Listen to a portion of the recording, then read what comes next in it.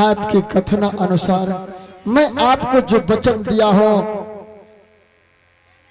मैं आपको वचन दिया हो कि मैं पहला भिक्षा माँ के हाथ से, दूसरा भिक्षा अपने पत्नी के हाथ से, तीसरा भिक्षा बहन के हाथ से लेकर फिर मैं नगर भ्रमण करके 80 मन गुदरी लेकर आपके कुटी पर जाऊंगा। हे गुरुदेव, बहन के हाथ से आज मुझे भिक्षा मिल चुका, अब मुझे द्वार द्वार अलग जगाना है और गुदरी पूरा करना है। मुझे आज्ञा दीजिए गुरुदेव। नहीं गोपीचंद, तुम्हारा परीक्षा पूर्ण हो चुका है। गोपीचंद, मेरा भक्ति पूर्ण हो चुका है। क्या ये आप मुझसे परीक्षा ले रही थी? हाँ गोपीचंद। हे गुरुदेव, ये क्या कह रहे आप? जब मैं जंगलों में एक हिरण को मारा तो मेरा यह दुर्दशा हुआ। लोग दूसरों को लूट लेता है, दूसरे को हत्या कर देता है, मनुष्य को खाकर मनुष्य घर भर रहा है। उसका क्या होगा गुरुदेव? उसका भी, उनका भी नरक में उनका वास होंगे गोपीचंद। अतः कठिन से कठिन उनको भी इसी तरह उनका दुर्दशा, जाएंगे नरक में। हे गुरुदेव, यह जीव आत्मा रो रो नरक में पड़ेंगे। हाँ गोपीचंद। धन्य है गुरुदेव। इसीलिए कहते हैं गुरु मोक्ष के द्वार खोलते हैं और शिष्य के लिए हर वक्त आगे पीछे खड़े रहते हैं। परंतु क्या दुख तो इस बात का है गोपीचंद कि 7 महीना तक कलिया नगर में तुम अपना बहन के दरवाजे पर डिगडिगाते रह गए। हाँ गुरुदेव। एक मुट्ठी भिक्षा और एक गुदड़ी के वास्ते, और उनको ये मालूम नहीं रहा ये गुरु गोरखनाथ का शिष्य है। उसने हमारे भक्तों को, मेरे शिष्य को इतना कठिन से कठिन उसने कष्ट दिया है। इस समय भी मेरा सीना दर्द कर रहा है कि 60 मन धान का मेरे सीने के ऊपर में इसने चूड़ा कूटा है और रहर का दाल धरा है मेरे सीने के ऊपर पर चक्के चला कर। उनसे भी मेरा मृत्यु नहीं हुआ तो उसने बेड़ियां लगा करके सोरामुखी जेल में मुझे बंद कर दिया। बदले बदल गुल में काटी ठोक करके 32 बोरा मेरे ऊपर में नमक डाल करके मेरे प्राण को लेने के तैयारी हो। ये क्या कह रहे आप? मैं ये सारे दुख, सारा कष्ट बिरमा तो मेरे शरीर में दिया, परंतु इसका पीड़ा आपको हो रहा था। हाँ गोपीचंद।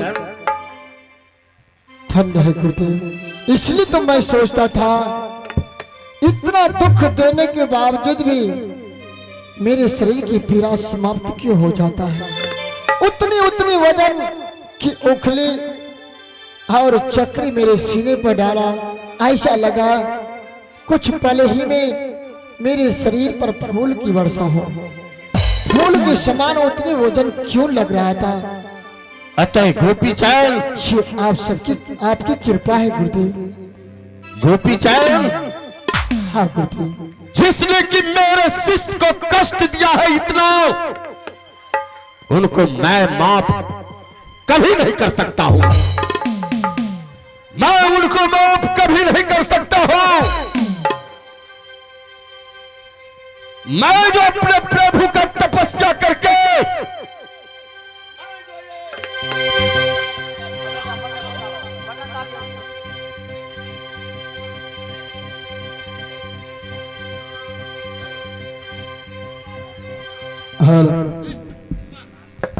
मैं इनको सौंप दे रहा हूं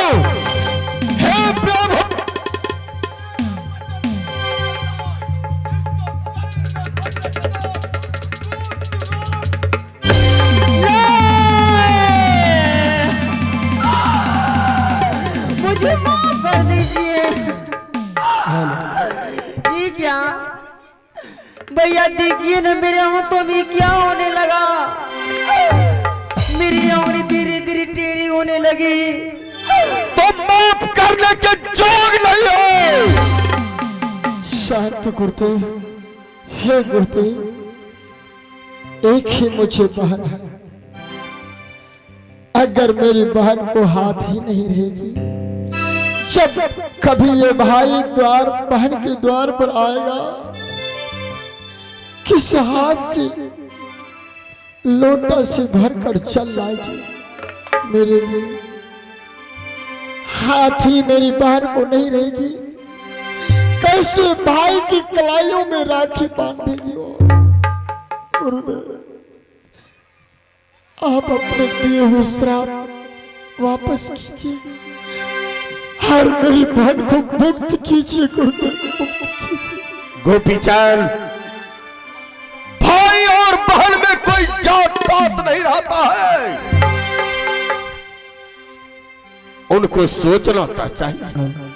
अगर ये मेरा भैया भी नहीं है तो उसने बहन कह रहा है, एक गुदड़ी एक मुट्ठी भिक्षा देकर के इसने अपने दरवाजे पर से बाहर कर दी थी। परंतु उनसे कठिन हमारे शिष्य को इसने कष्ट दिया। उनका इसको शरीर में कुष्ठ रोग का मैं श्राप दिया हूं, इनको ये भोगना ही होगा। क्षमा कीजिए गुरुदेव। संत महात्मा तो दया के पात्र होते हैं, दया के सागर होते हैं। अगर आप ही इतना क्रोध हो जाएंगे तो संसार के सृष्टि का क्या होगा। हे गुरुदेव, सती और संत ही ऐसे हैं जो अब तक ये धरातल धरती टिकी हुई है। अगर सती और संत ही इतनी उत्तेजित और क्रोधित में हो जाए तो ये पृथ्वी सरातल को चली जाएगी।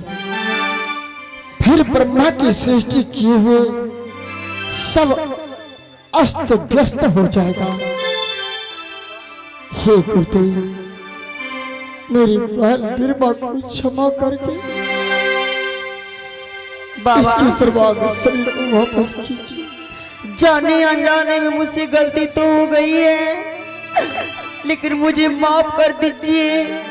मुझे इस शराब से मुक्ति कर दीजिए बाबा। बिरमा, इस श्राप से तुम मुक्त के होने की जोग तो नहीं हो, और तुम्हें नहीं तो माफ करने की जोग हो। हमारे शिष्य गोपीचंद ने कह रहा है कि गुरुदेव, मेरा एक ही बहन है, अगर आप इनको माफ नहीं करिएगा तो मुझे कौन भैया कहेंगे और किस हाथ से मुझे राखी बांधेंगे। गोपीचंद, मैं तो बिरमा को श्राप दे ही चुका हूं। जो तीर छूट जाता है वो वापस नहीं लौटता। परंतु मैं अपने गुरुदेव मच्छिंद्र नाथ से मैं उनसे आगमन करता हूं कि हे गुरुदेव, मेरे शिष्य का दिया हुआ वचन को खाली नहीं जाए। हे गुरुदेव, हे प्रभु, मैं अपने शिष्य का बहन को कुष्ठ रोग होने की वचन दे दिया हूं, परंतु आज मेरे शिष्य का वचन खाली जा रहे। हे गुरुदेव, गुरुदेव मच्छिंद्र नाथ, आज हमारे शिष्य का नाज रखना और आपको स्मरण करके मैं अमृत का जल इनके ऊपर में दे रहा हूं। इनको कुष्ठ रोग आप आपस ले लीजिए। बोल दे गुरुदेव मच्छिंद्र नाथ की प्रणाम बाबा। मैं इन शराब से भैया मुक्त हो गई। बोले गुरु गोरखनाथ की।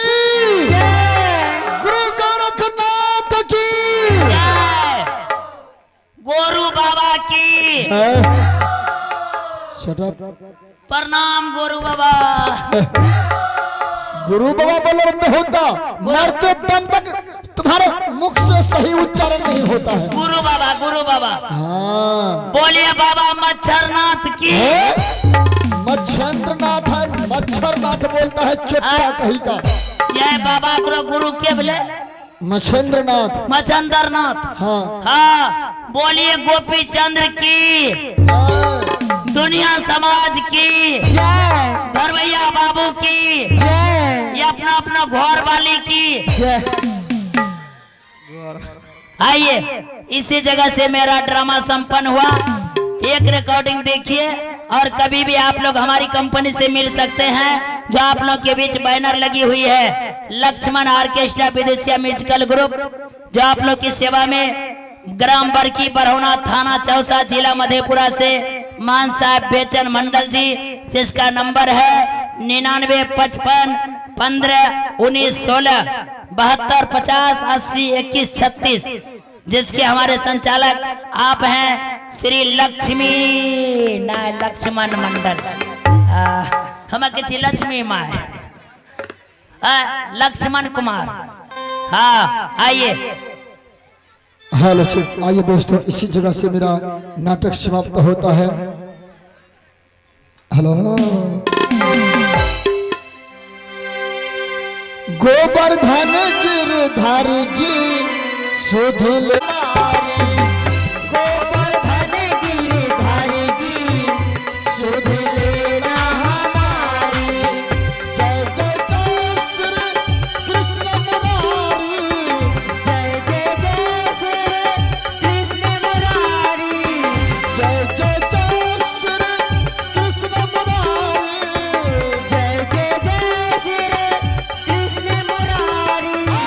वृंदावन के बिहारी जी, आहा वृंदावन के बिहारी जी सुध लेना हमारी। गोवर्धन गिरधारी जी सुध लेना हमारी।